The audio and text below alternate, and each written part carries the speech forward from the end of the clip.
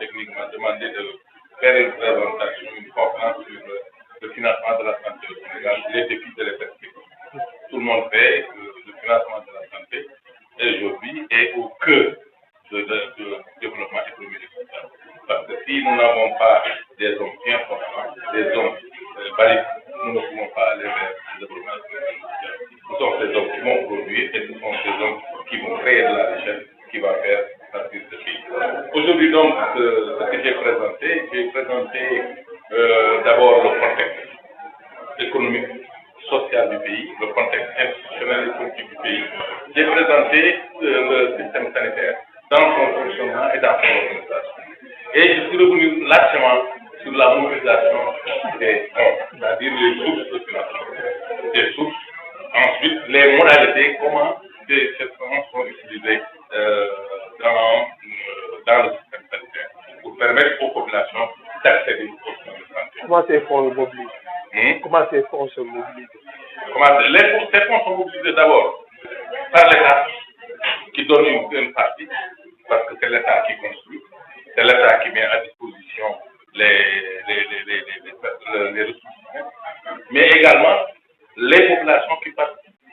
En allant dans les centres de santé, les populations achètent des tickets et participent. Donc il y a une participation, et d'ailleurs, cette participation est très élevée, et c'est ce qui fait que d'ailleurs aujourd'hui, on parle plus du financement, on parle de la couverture sécurité sanitaire universelle. Parce que pour que le système sanitaire puisse marcher, il faudrait nécessairement que ces populations puissent consulter, puissent à moindre coût et ne pas délier, en fait payer les prestations, mais que ces prestations soient prises en charge ailleurs, soit par des cotisations que eux-mêmes font, soit par l'État qui subventionne les mutuelles et qui subventionne ces assurances. Maintenant, on est revenu aussi, je suis revenu sur les défis et les perspectives. Les défis, c'est que tout le monde sait qu'il faut que cette faiblesse du financement, que l'on trouve des moyens pour augmenter cette mobilisation des fonds. Tout le monde le sait. Tant qu'on n'arrive pas à mobiliser autant de fonds, effectivement, le système risque de faire. Et dans cette mobilisation, nous avons proposé des pistes, beaucoup de pistes, notamment un fonds que l'on peut créer avec la diaspora qui participe de manière volontaire, mais également multiplier les subventions de l'État pour prendre en charge ce qui ne peut pas, parce que tout le monde ne peut pas accéder aux soins de santé. Il y a des indigents qui doivent être nécessairement exclus par l'État, ou en tout cas un système quelconque qui prendrait en charge des indigents.